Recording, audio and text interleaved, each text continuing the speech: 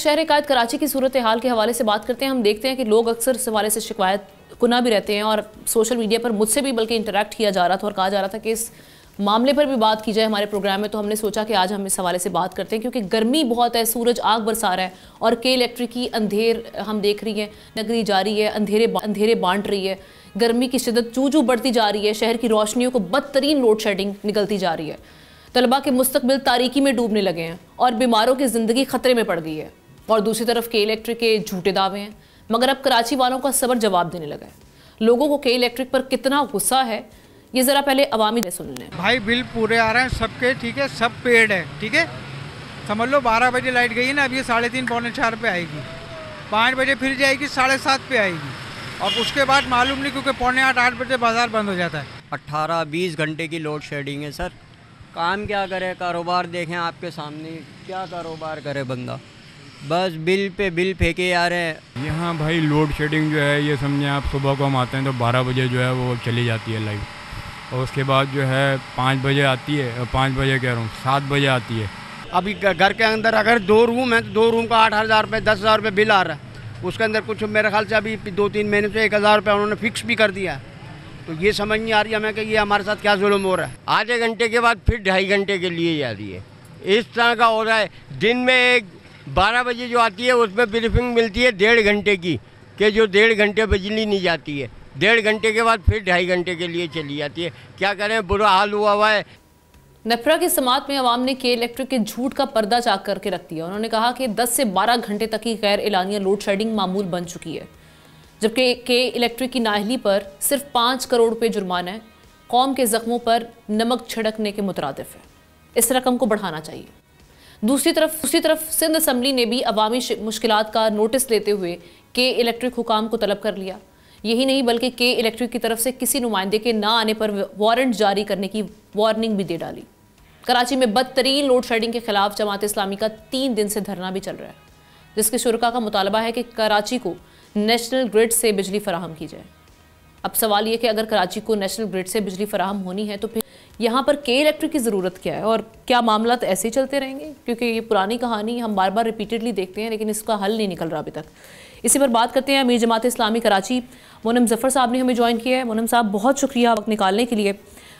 मोनम साहब, ठीक है, जमात इस्लामी इस हवाले से एहतजाज कर रही है, अपने हिस्से का काम कर रही है, लेकिन सर ये एहतजाज धरने होते हैं, फिर हम देखते हैं ना तो इंतज़ामिया के सर पे कोई जू रेंगती है, शायद वादे दावे किए जाते हैं, उसके बाद एहतजाज धरने भी ख़त्म हो जाते हैं, आवाम भी सड़कों पर आती है, लेकिन हालात वही रहते हैं, पुरानी कहानियाँ रिपीट हो रही है। क्या समझते हैं आप? अच्छा, बहुत शुक्रिया। अच्छा देखिए, ये के इलेक्ट्रिक का जो मामला है, के इलेक्ट्रिक कराची के शहरियों पर इस वक्त ईस्ट इंडिया कंपनी बनी हुई है कि शहरियों को आप बिल पूरे देते हैं लेकिन बिजली आप आधी भी नहीं दे रहे।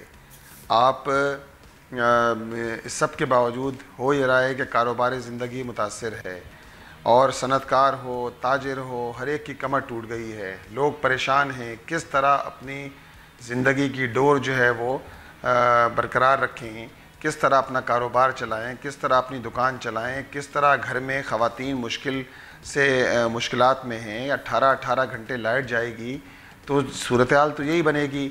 अब आप देखिए कि आज अगर के इलेक्ट्रिक के हवाले से बात हो रही है तो ये तो बहुत बड़ी कामयाबी है। के इलेक्ट्रिक तो वो इदारा है कि जिसके हवाले से लोग बात भी नहीं करते थे, क्योंकि जितनी भी पॉलिटिकल क़ुव्वतें अपने आप को कहती हैं, ये सारी क़ुव्वतें तो वो हैं कि जो 2005 में के इलेक्ट्रिक की निष्कारी के अंदर बराह रास्त या बिलवास्ता ये लोग इन्वॉल्व थे। 2005 में जब के इलेक्ट्रिक की निष्कारी की गई, परवेज़ मुशर्रफ साहब उस वक्त सदर थे, MQM हुकूमत में थी और 2005 के बाद फिर इसके अक्सरियती शेयर्स 2008 में फिर अक्सरियती शेयर बेच दिए गए। उस वक्त सदर मुमलिका जनाब आसिफ अली जरदारी थे, MQM उस वक्त भी वफाकी हुकूमत में थी और लोगों को सुनहरे ख्वाब दिखाए गए कि बदतरीन लोड शेडिंग का ख़ात्मा हो जाएगा, बिजली सस्ती हो जाएगी। लेकिन ये सारे ख्वाब जो है वो सारी बातें ख्वाब ही साबित हुई लोगों के लिए। आज यही वजह है कि कराची के लोग इस बात का मुतालबा कर रहे हैं।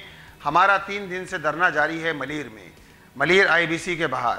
18-18, 20-20 घंटे वहाँ लाइट मौजूद नहीं है। आबादी के लोग निकल कर आए हैं, 3 दिन से वहाँ वो शाम के औकात में अपनी नौकरियों से आते हैं, आके बैठ जाते हैं।